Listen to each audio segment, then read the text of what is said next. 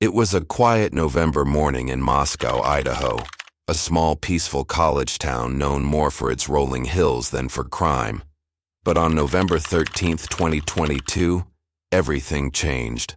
4 University of Idaho students, bright, young, and full of promise, were found brutally murdered in their off-campus home. The news spread like wildfire. Parents called their children in panic. Students packed their bags and left campus, terrified that a killer was still out there. No forced entry, no weapon recovered, no immediate suspect. Just confusion, grief, and fear blanketing an entire community. This wasn't just another true crime story. It was a tragedy that pierced the heart of America's youth, a brutal reminder that danger can hide in the most familiar places. As the days passed, rumors began to spread online. Who could have done something so vicious? Was it a stranger, a stalker, or someone they knew? People dissected every detail. Social media posts, security footage, text messages, desperate for answers that didn't come. The police stayed silent, saying little more than that the attack was targeted. But that only fueled speculation. The town of Moscow, once a symbol of calm college life, became the epicenter of a chilling mystery.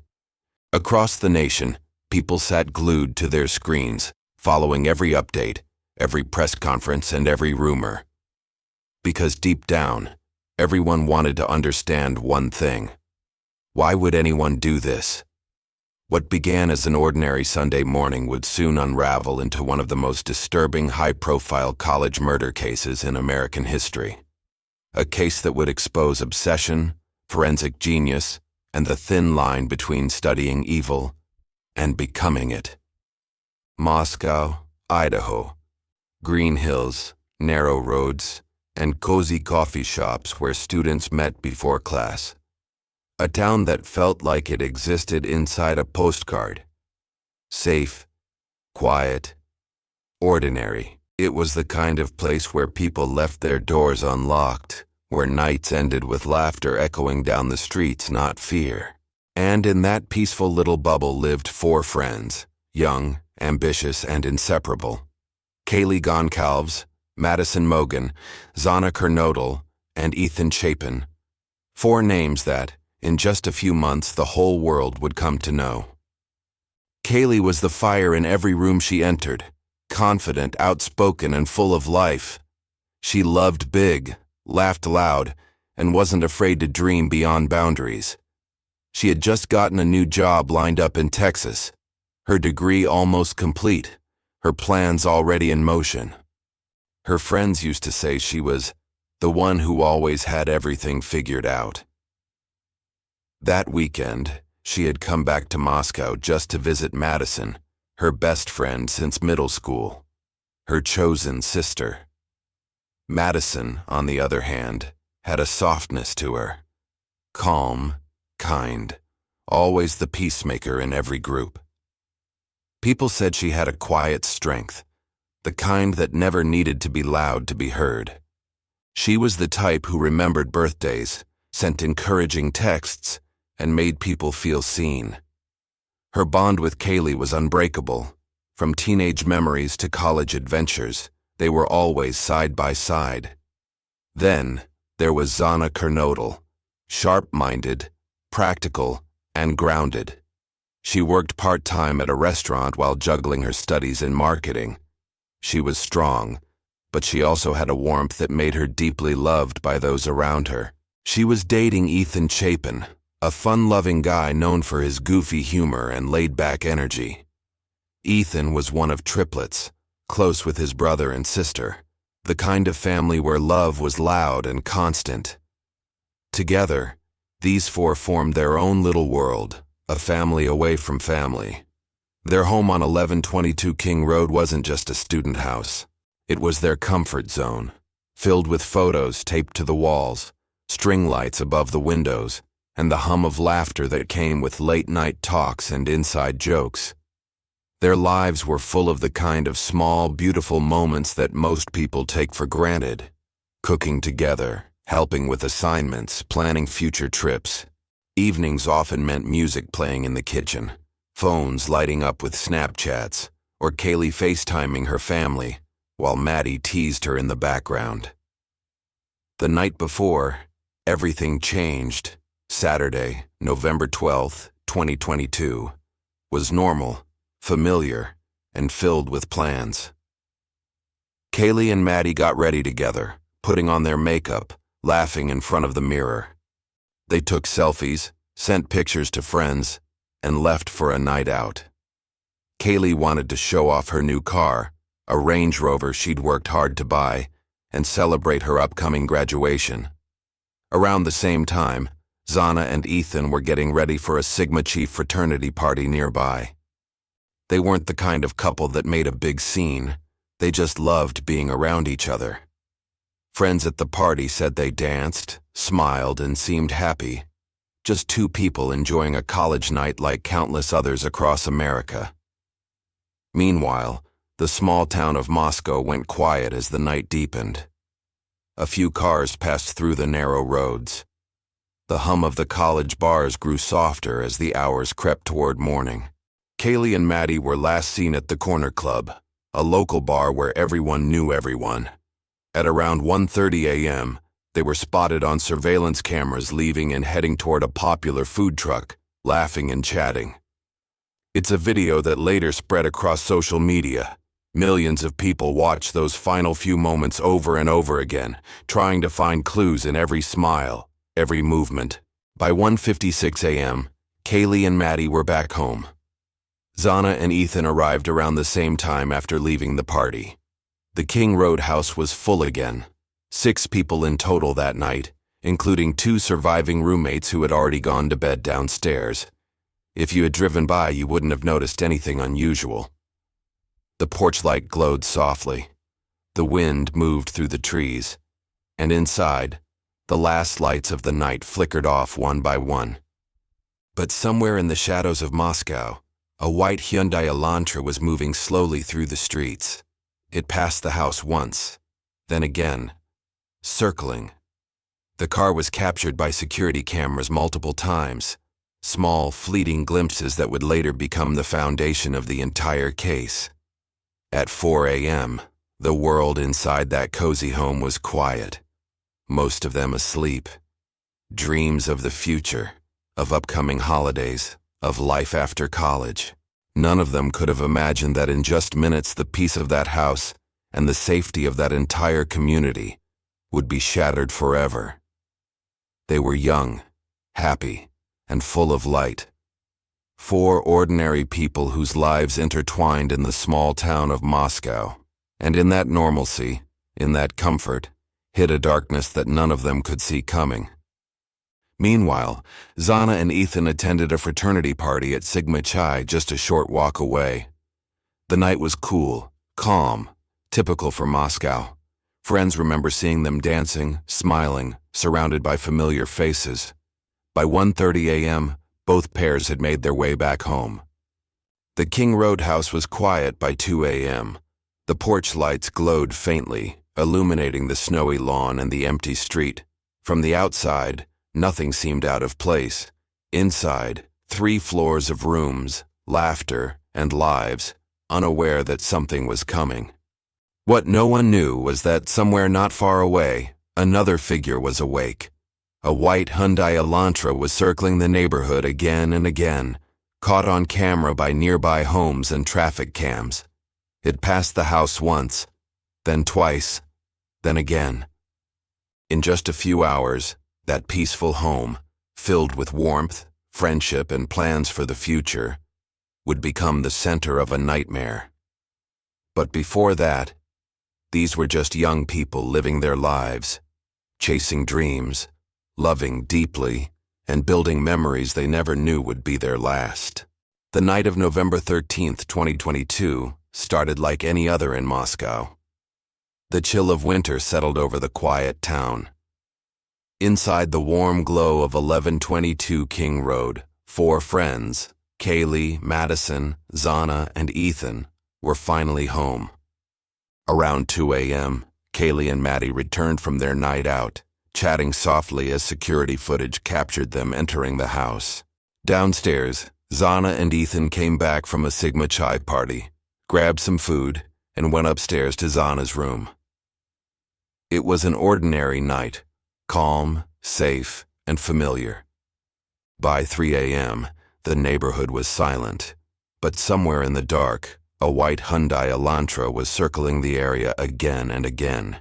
Between 3:29 and 4:04 a.m., it passed the King Road home several times, later becoming crucial evidence. At 4:00 a.m., everyone inside was asleep. Kaylee and Maddie were on the top floor, Zana and Ethan on the second. The surviving roommates, Bethany and Dylan, were downstairs, unaware of what was about to happen. At 4:04 a.m., the car stopped, its lights dimmed. Someone stepped out. Between 4:04 and 4:20 a.m., the intruder entered quietly. No forced entry, no struggle. Investigators believe the attack began on the second floor, where Zana and Ethan were. At 4:17 a.m., a nearby camera captured a faint cry and a dog's bark, Kaylee's golden retriever, Murphy. By 4:20 a.m., the white Elantra was seen speeding away from the neighborhood. Morning came. Phones buzzed with unanswered messages. Friends grew worried. At 11:58 a.m., one of the surviving roommates called 911, reporting an unconscious person. Police arrived and discovered a scene that would haunt them forever. 4 students, Kaylee, Madison, Zana, and Ethan, were dead. Each had been stabbed multiple times with a fixed-blade knife. It was the most gruesome crime Moscow police had ever seen. By evening, fear gripped the town. Rumors spread, targeted attack or random act. Parents rushed to bring their children home. News channels flooded the area as the house on King Road became the center of a national nightmare. Vigils were held. Flowers and candles lined the campus. The university suspended classes as students mourned together. And through it all, one question echoed. Who did this? No weapon, no forced entry, no suspect, only silence. And in that silence, the peaceful town of Moscow became the heart of one of America's darkest mysteries. When police entered the King Road house that morning, they stepped into a scene unlike anything Moscow had ever seen. A quiet college town with barely one homicide a year was now home to something unimaginable. The air inside was thick and cold, the kind of silence that clings to walls. Officers called for backup immediately. Soon, flashing lights filled the narrow street as detectives and coroners arrived. Neighbors watched in disbelief as yellow tape sealed off the home that once echoed with laughter. Inside, investigators moved carefully through the rooms, documenting fragments of chaos and eerie stillness. There were no signs of forced entry, no broken locks, no shattered glass. Whoever entered had done so quietly, or had been let in. Technicians gathered fibers, fingerprints, and DNA, but in a house full of college roommates and visitors, evidence was everywhere. Sorting through it was like searching for a single thread in a web. Then came the key discovery, a knife sheath found near one of the victims. It would later become the cornerstone of the case. Autopsies revealed the victims were attacked with a large fixed-blade knife. Some had no defensive wounds. They never saw it coming. The killer's precision made investigators wonder if he had training in anatomy or combat. Within 24 hours, the crime became national news. Reporters filled the streets, cameras surrounded the house, and the town demanded answers. But police had few. At a press conference, the Moscow police chief called it a targeted attack, insisting the community wasn't in danger. No one believed it. Students fled campus, parents rushed to pull their kids home, and fear took over the town. Online, speculation exploded. Reddit, TikTok, and YouTube were flooded with theories. Friends, ex-partners, even survivors were accused by strangers around the world. Inside the investigation, frustration grew. With only 36 officers, Moscow PD was overwhelmed. The FBI and Idaho State Police joined in, analyzing phone records, surveillance footage, and thousands of tips. Still, no weapon, no suspect, no motive. As pressure mounted, detectives quietly found a lead. A white Hyundai Elantra, seen near the house between 3:30 and 4:20 a.m. A public alert went out, asking for information. Tips flooded in. Most went nowhere, but one would change everything. By early December, investigators noticed a man living just 10 miles away, a graduate student at Washington State University, driving the same model of car. His name, Bryan Kohberger. Before his name hit the news, detectives worked in silence, piecing together proof. What followed became one of the most complex manhunts in recent U.S. history, revealing a chilling irony. The man studying criminal behavior might have just committed one of the most horrific crimes of the decade. At first, he didn't fit the image of a killer. Quiet, intelligent, obsessed with studying serial offenders. But soon, a darker pattern appeared. Cell data showed his phone had pinged near the victim's home over a dozen times before the murders, often late at night. It looked like surveillance. Then came the DNA. The knife sheath found beside one victim carried a trace of male DNA. It matched no one in national databases until the FBI tested trash from Kohberger's parents' home in Pennsylvania. The DNA matched his father. The odds of coincidence, 1 in 100 trillion. Now, they had their man. Agents began 24-hour surveillance, watching Bryan's routines, his classes, his drives. Soon, his behavior changed. He cleaned his car obsessively, wore gloves in stores, and tossed trash into neighbors' bins. He knew he was being watched, or feared he might be. When the semester ended, he drove across the country with his father in the same white Elantra. Along the way, Indiana police stopped them twice, cameras capturing Bryan's calm but uneasy expression.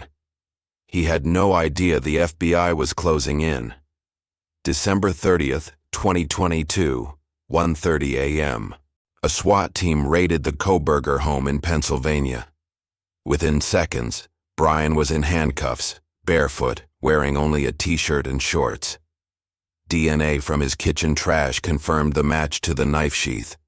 His car, laptop, and clothes were seized. The next morning, the world was stunned. A criminology student, a man who studied how killers think, was now accused of being one. Classmates described him as awkward, intense, and too fascinated by violent psychology. Some recalled his unsettling classroom questions about how criminals pick victims. As investigators dug into his past, a pattern of isolation and obsession surfaced. Bryan had long struggled with social anxiety and dark thoughts. He'd once studied psychology to understand his own mind. Now that curiosity had crossed into horror. January 3rd, 2023, Idaho courtroom. Bryan Kohberger stood expressionless as he was charged with 4 counts of first-degree murder and 1 count of burglary. Among the crowd sat Kaylee's father. He stared at Bryan and later said quietly, "I saw the face of evil." Moscow finally had a name, but no closure. Because even with a suspect behind bars, one question still echoed in every corner of that grieving town. Why? Who was Bryan Kohberger? The question haunted America. How could a man who studied murder be accused of committing one? To outsiders, he seemed ordinary, a serious, quiet PhD student at Washington State University, living alone in a bare studio. But behind the stillness, darkness brewed. Bryan grew up in suburban Pennsylvania. As a teenager, he was withdrawn, often bullied, intensely curious about people, yet disconnected. His obsession with control began early, studying psychology and later criminology, not just academically, but as a way to understand himself. At DeSales University, he studied serial killers under Dr. Catherine Ramsland. fixating on criminal emotion and victim selection.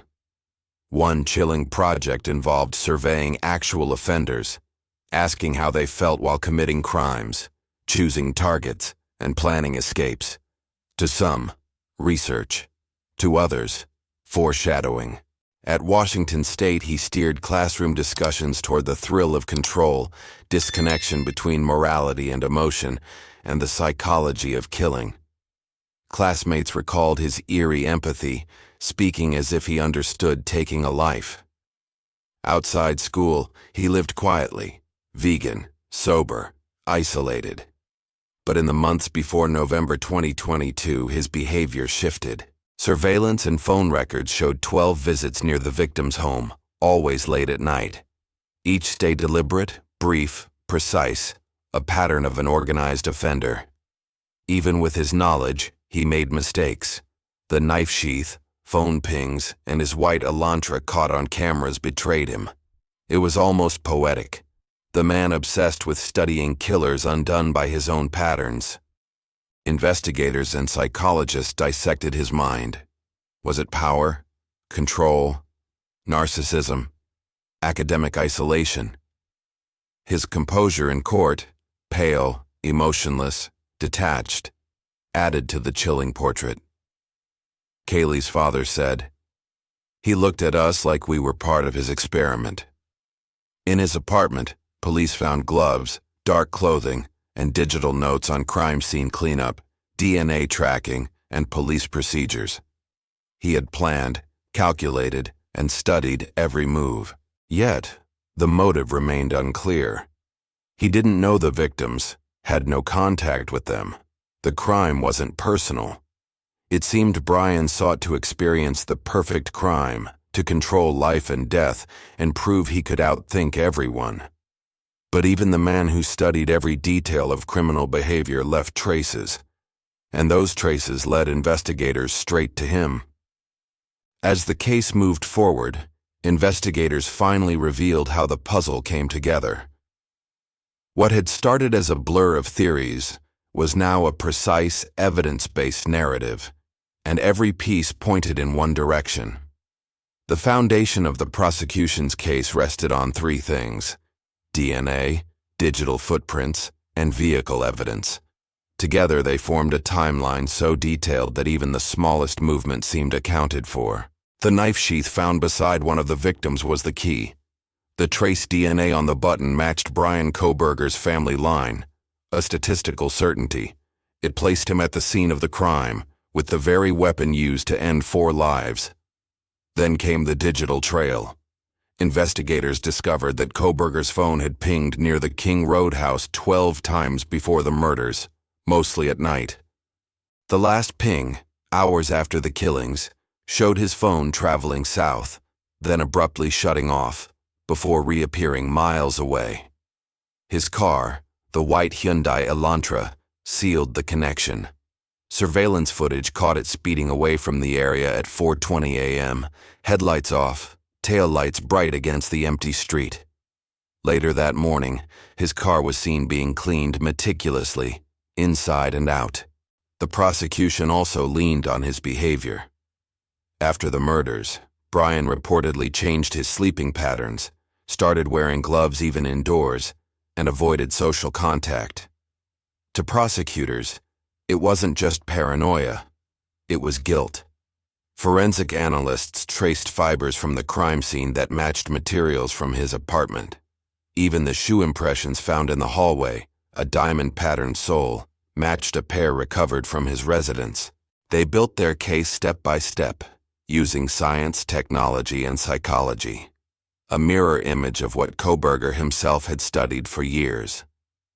When the preliminary hearing began, prosecutors presented their story carefully.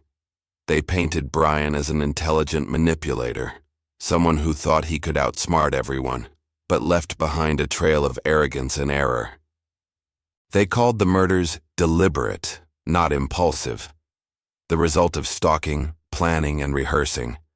Every nighttime phone ping, every drive past the victim's house, every detail of control was framed as intent. In one courtroom moment, the prosecutor said, He didn't just want to kill. He wanted to prove that he could get away with it. The words hung heavy in the room, because that theory fit every detail they had. Kohberger's defense team, of course, pushed back. They argued that the DNA could have been transferred, the surveillance unclear, the timeline circumstantial. But deep down, even they knew the prosecution's narrative was strong. As the evidence piled up, the courtroom became silent. Families sat holding photos of their children, eyes fixed on the man accused of taking them away. And for the first time since the investigation began, it felt like the truth, no matter how painful, was finally taking shape. As the prosecution built its timeline, the defense focused on reasonable doubt. They questioned the DNA evidence, a tiny trace on the knife sheath in a shared home. Could it have been transferred? Contaminated?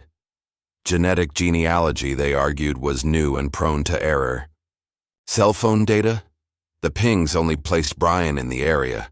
Rural towers could cover miles. Surveillance footage of the white Hyundai Elantra? Thousands owned the same model, not definitive proof. The defense painted Bryan as a misunderstood academic, obsessed with crime for study, not violence. No criminal record, no motive, no history of aggression. Media frenzy, they said, had already poisoned public opinion. He's being tried in the court of public opinion, one attorney claimed, not the court of law. They filed motions to move the trial, challenged warrants, and debated every piece of evidence. The prosecution called it delay tactics. The defense insisted it was protecting fairness. In court, Bryan remained calm and still, unreadable, almost like observing a lecture. Outside, tension simmered. Families demanded justice, reporters swarmed. Online speculation exploded. The defense subtly suggested alternative possibilities: unidentified DNA, unknown visitors, untested items. Absence of evidence isn't evidence of guilt, they argued. For the victims' families, loopholes didn't matter. They wanted accountability. As months passed, the case became more than murder, a battle between science and skepticism, justice and doubt. And while the courtroom debated data, the question outside remained: would Bryan Kohberger ever truly face justice? The trial began under the shadow of national attention. Every seat in the courtroom was filled, reporters, families, and silent onlookers waiting for justice. The prosecution opened with precision. They replayed the timeline, the DNA, the car footage, and the chilling phone records. Every frame, every text, every minute was used to connect one man to 4 victims. The defense countered with calm precision. They questioned the investigation, claimed mishandling of evidence, and pointed toward possible contamination.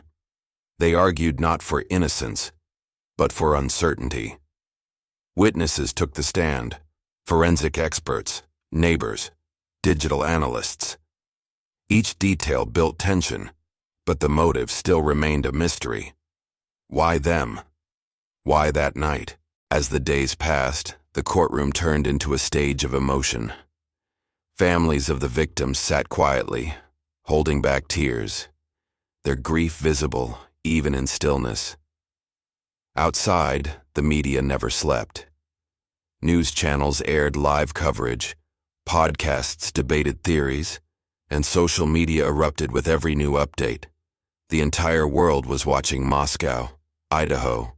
For the public, Bryan Kohberger had already become a symbol of fear, of fascination, and of the thin line between intellect and evil.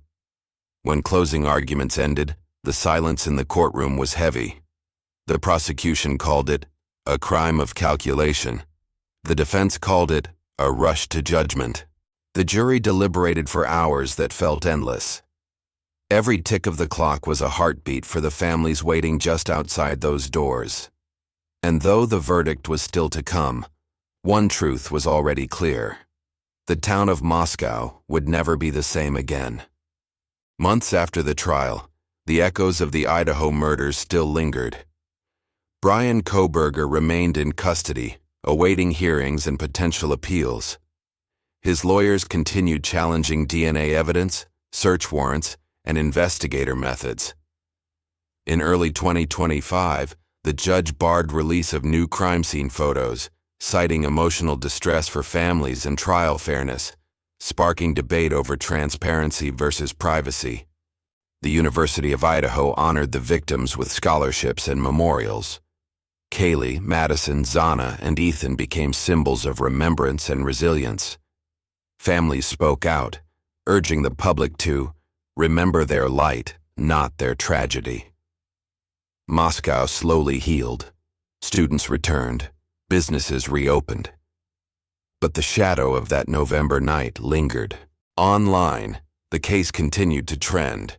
Documentaries, podcasts, and YouTube breakdowns dissected every detail. For some, it was curiosity. For others, the search for closure. Investigators still examine phone records, digital trails, and potential accomplices. Every detail remains under scrutiny.